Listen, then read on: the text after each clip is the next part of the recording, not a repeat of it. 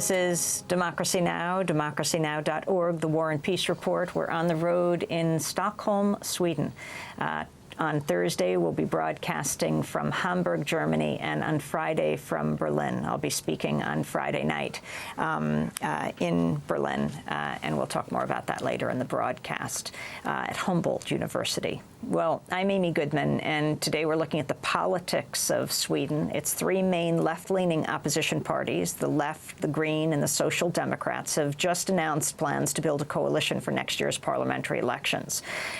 They say they'll collectively try to wrest power from the Moderate Party, which leads a coalition of center-right groups. The Social Democrats were swept out of office 2 years ago after dominating Swedish politics for most of the last 75 years.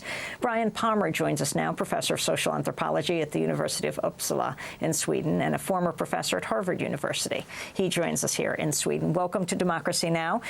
Brian Palmer, talk about the shift that's going on in politics here. You've written a biography of the current prime minister and how this fits in with the story we just talked about, the story of Alfred Nobel, both the Peace Prizes and his founding of really the weapons industry in this country. One can begin by saying that there are reasons for Sweden's reputation as a progressive paradise. The strongest labor movement in the world, with 80-some% of workers unionized, creating over many decades the strongest welfare state, the one that on the UN Human Poverty Index has the least poverty in the world. And then what we've seen over the last 20 years, but particularly since the 2006 election, is a move away from all of that. We have a prime minister who in the 1990s wrote a book, The Sleeping People, where he said that the welfare state should only prevent starvation, nothing beyond that. No other standard should be guaranteed. After being elected, Fredrik Reinfeldt, one of his first major visits abroad was to George Bush in the White House. This in spite of Abu Ghraib and Guantanamo, a visit that many people thought shouldn't have happened. His coalition then bringing over Karl Rove for advice and support. Karl Rove, the architect of President Bush's electoral victories. They brought Karl Rove here this past summer. Because? Because he can offer good advice on how to win the 2010 election. And is this unusual for Karl Rove to do this kind of international consulting? According to his website, it's his only foreign consulting for the Moderate Party of Sweden.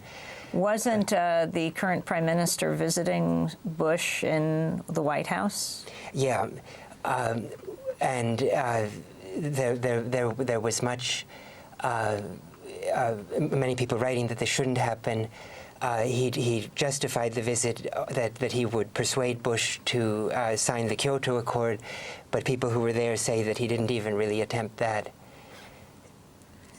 Talk about his politics, the prime minister, and how after 75 years of the Social Democrats ruling, fitted into U.S. politics, how you'd categorize what we're talking about here, the spectrum. The first piece to notice is already in the electoral campaign when he tried very hard to appeal to working-class voters, described his party as the New Workers' Party. And after one speech, he was asked by a journalist if it wasn't a speech inspired by Bush's compassionate conservatism, and he answered that it was to some degree. Bush, who was so successful at winning the white working class, especially in 2004, where white working class voters favored him by 23%, Reinfeldt brought over only a small percent of working class voters to his coalition, but enough to tip the balance. And then we have a real kind of silent war on the labor movement where it's been made much more expensive to be part of a union, where the legal prerogatives of unions have been made much less. We have a rather dramatic change in the tax system, abolishing the inheritance tax and property tax, most property taxes, cutbacks in social welfare institutions.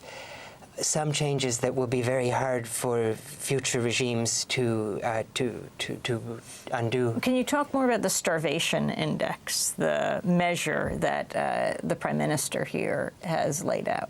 That was in his book, The Sleeping People, from 1993, where he wrote, I quote, "We do not want to see a society where people starve, but beyond that, no particular standard should be guaranteed by tax money." And then he was asked on television after the book's publication what he meant by that, and he said the boundary for social support should be the starvation boundary. That's, of course, not his policy now, but it shows the danger of electing someone who was a great admirer of Margaret Thatcher to the highest post in the land. I've been very interested in the social welfare system here as the United States deals with greater unemployment, the crisis of health care.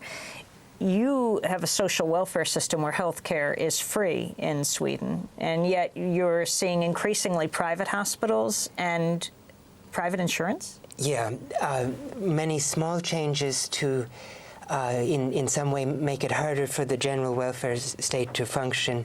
For example, allowing the creation of a private children's hospital in Stockholm only for paying customers and people with... Paying as opposed to paying customers? Paying, yeah. Paying customers and paying.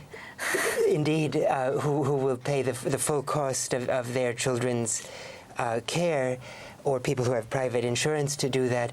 What this will do is start to create this kind of thing, will start to create groups of middle-class people who no longer have such a stake in the general welfare system because they feel, well, I'm buying it anyway privately, and that will gradually erode middle-class support for the general welfare system that up to now has had very high levels of support from the middle class. And what about the health insurance companies that are coming in? They are very, very eager for this business, and it's a tremendous irony that just at a moment when Americans, some of them discussing Michael Moore's film Sicko, see the very unethical behavior of different kinds of health insurance and health management companies, many of those same companies are getting the opportunity to buy pieces of Swedish healthcare, clinics, parts of hospitals. According to a new law, even entire university hospitals can be sold out to private companies, so that as Americans have mostly become skeptical of these companies, they're being invited to Sweden to do damage here. Professor Brian Palmer, the issue of the left parties, or at least the left of center parties, now challenging the right in this country, the current government.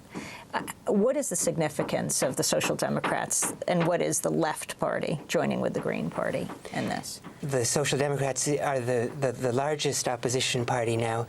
The left party, smaller and ecological, feminist-oriented Labour Party, and they have been excluded from previous coalitions. They've tacitly supported them, but not been allowed to have minister roles.